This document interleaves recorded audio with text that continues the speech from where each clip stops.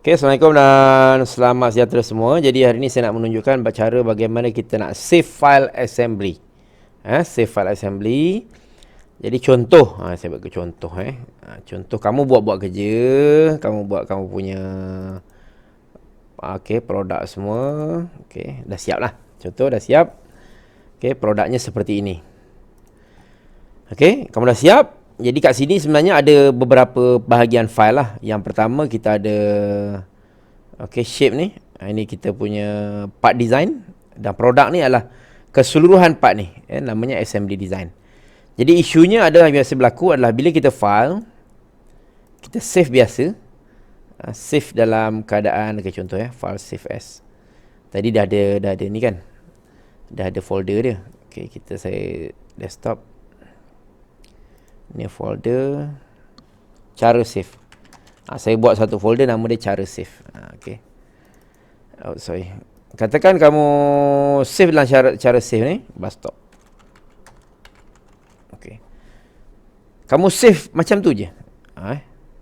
Dia akan tanya ni, dia kata sebenarnya untuk save kamu pergi kena beli save management untuk save semua file. Kita buat satu cara. Cara yang mungkin kamu buat lah.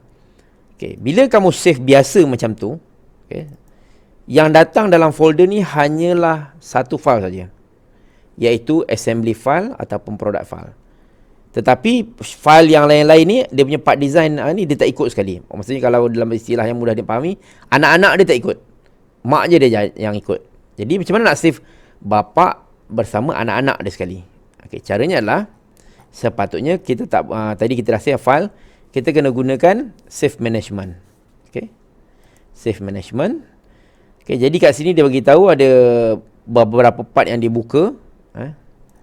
Jadi yang kita nak save tadi adalah bus stop. Bus stop ini product file. Kita save as. Mula-mula kita save dulu, lepas tu kita save as pula. Saya nak save nama dia bus stop juga. Save. Overwritten? Yes. Ini yang istimewa ni. Kita kena klik propagate directory.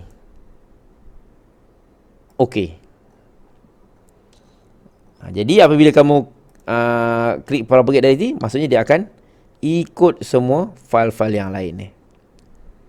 Kalau tak tadi satu file je kan, ikut yang lain-lain. Saya ulang balik. Kamu dah save. Mula-mula file save biasa dulu. Macam ni saya dah save, jadi tak boleh lah save biasa, save as je. Save as gitu je. Save as. Saya buat satu folder lah. Cara save 2. Contoh saya simpan file ni di dalam cara save 2. Namanya bus stop 2. Nak bagi nama different sikit kan.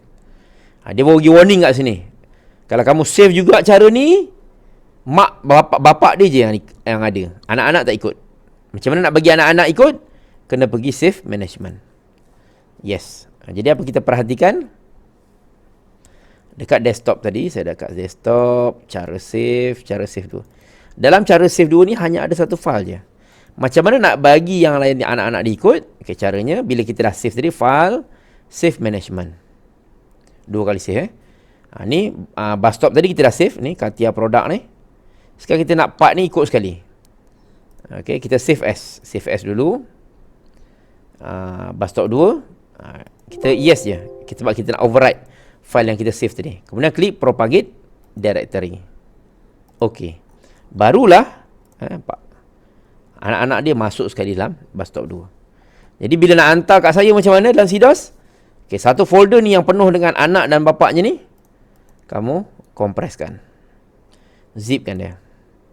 Jadi ini file yang kamu perlu hantar dalam CDOS. Itu saja.